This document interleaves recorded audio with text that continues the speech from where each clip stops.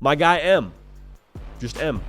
The M might stand for million. We appreciate the swagger there. He says the quarterback play by all of the top 6 teams are his great unknown. And I'll tell you what, man, he's on to something here. He's on to something. Now, we could do our top 6 teams when it comes to how we put together our post-spring rankings. I'm just going to go to FanDuel, so you can yell at FanDuel if you have an objection to these top 6 teams. Don't yell at us. The top 6 teams, according to FanDuel, for their odds to win the national championship are as follows. At number 1, you got Georgia. At number 2, you got Ohio State. At number 3, you got Texas. At number 4, you got Oregon. At number 5, you got Alabama. Now at 6, you got 2 teams tied. So we'll address both of those. LSU and Ole Miss are both tied. I think they're somewhere in the neighborhood of plus 1,500 odds to win the whole shebang. Now, the old cliche is a cliche for a reason because it's true. You go as the quarterback goes.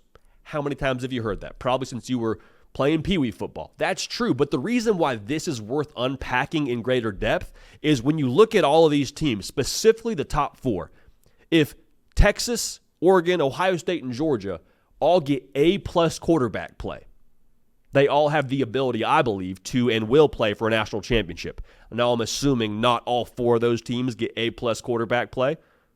But if all 4 of them do, well, then it would go to the roster. It goes to game plan. It goes to how healthy you are. All of those things factor in. But you hear what I'm saying. This is the story for this year's national championship. Because of how stacked it is within that top 4, we'll get to top 6 in a minute here. Bama, LSU, and Ole Miss. We'll talk about them in a second here. That is the story. Make no mistake about it. If you get A-plus quarterback play from Will Howard, I think Ohio State has a very real chance to win, if not the favorite to win the national championship. Same thing with Georgia.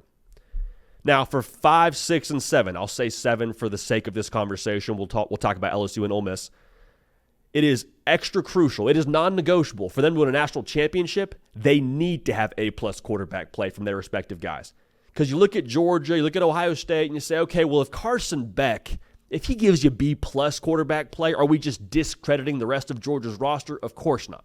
That would be stupid. Same thing with Ohio State. They're probably going to have the best defense in the country on paper to start the year. We're not discrediting them because of B- or A- kind of quarterback play from Will Howard.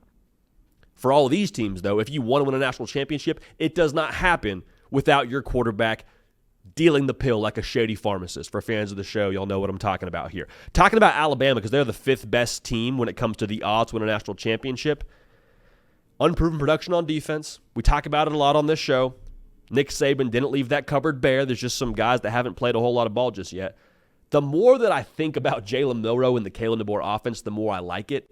That has to be it has to go from my mind to the football field for them to win a national title. Because Jalen Milroe, he was good last year. I think he's going to be electric, borderline elite in Kalen DeBoer's offense. There is not a world where Jalen Milroe gives you B-plus quarterback play and Alabama wins the national championship. Not going to happen. To all my folks in Tuscaloosa, I apologize. That was the last thing you want to hear, but it's the reality. LSU at number 6, same deal. We still don't know what that defense is going to be.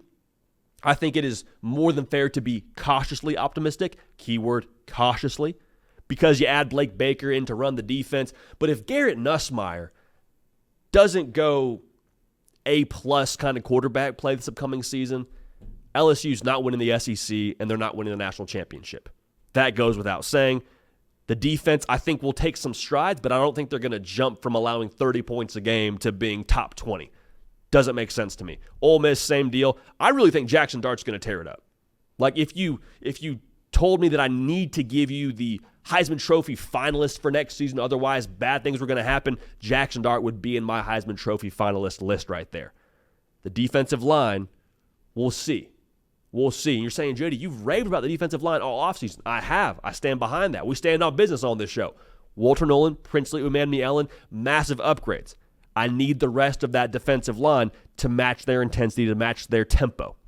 If they can't, if they don't, and Jackson Dart has an off day or has an off couple of games, then forget about it. We'll see what happens going forward. But I do think all 3 of those teams have a very realistic chance to be college football playoff teams. It will take A+ and nothing less than A+ for them all to be national championship winners, contenders. You get the gist. Now, going back to this top 4, this is where it kind of gets fascinating for me. You look at Georgia, Ohio State, Texas, Oregon. 2 of those 4 teams are going to be starting a transfer portal quarterback. 3 of 4 if you want to talk about Quinn Ewers. But in terms of guys that just got to campus, Dillon Gabriel at Oregon and Will Howard at Ohio State are going to be the guys for you. Now, Will Howard hasn't been named the starter yet. I'm going to operate under that assumption. The good news for both Oregon and Ohio State, you don't need great quarterback play from the jump from either of them. There's probably going to be some acclamation for both those guys. I would caution the college football public too. If Will Howard and Dillon Gabriel don't light the world on fire those first couple of games, let's not panic. Let's not be quick to call them a bust or it's not working or is Ohio State a pretender, is Oregon fake. None of that is stuff that we should be talking about, all right? Even Joe Burrow took a season to get his feet underneath him before having arguably the greatest Heisman season of all time at LSU in 2019. So yeah, it's fair to give them a couple of games. The good news, though, for both those fan bases at Oregon and Ohio State respectively, neither one of them need to have it on until October. Like Ohio State, their first test really should be October 5th when they get Iowa at home, and then Oregon October 12th when they get Ohio State at home. So what does that mean? Get them comfortable. Ramp it up a little bit. Rev the engine.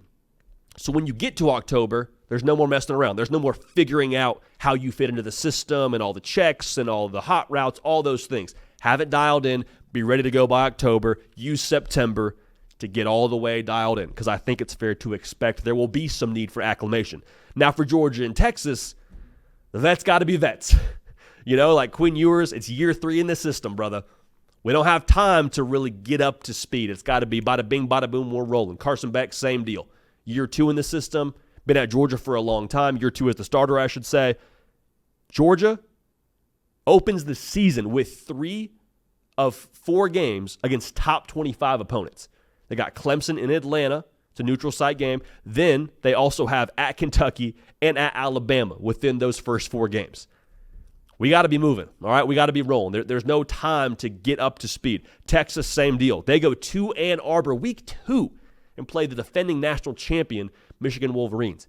You say, well, JD, Michigan, they're replacing a lot of the defensive side of the ball, right? Yeah, they are, but I promise you, Kenneth Grant, Mason Graham, they're going to get after it. Will Johnson, arguably the best corner in college football, they are going to test Quinn Ewers. So we got to be on our P's and Q's from the jump, all right? There's no getting up to speed. There's no giddy up there. With that being said, this is the story. This is the story. Last year, you could talk about the way the Big Ten was going to shape up with Michigan and Ohio State being on a mission and all those things, and how's Georgia going to look? Can they go for 3? Those are all good storylines. This is the storyline that will decide who wins the national championship. Go as the quarterback goes. It's cliche. It's boring. It's not new or fresh or bold, but I'm telling you, it's boring for a reason because it's tried and true, right? It's like salt. Not the most exciting spice, but you find it in every single meal. It's consistent because it's true. Hey, y'all, thanks so much for watching. Subscribe to the channel here to make sure you don't miss an episode of The Hard Count. Also, be sure to check out other videos on the On3 YouTube channel.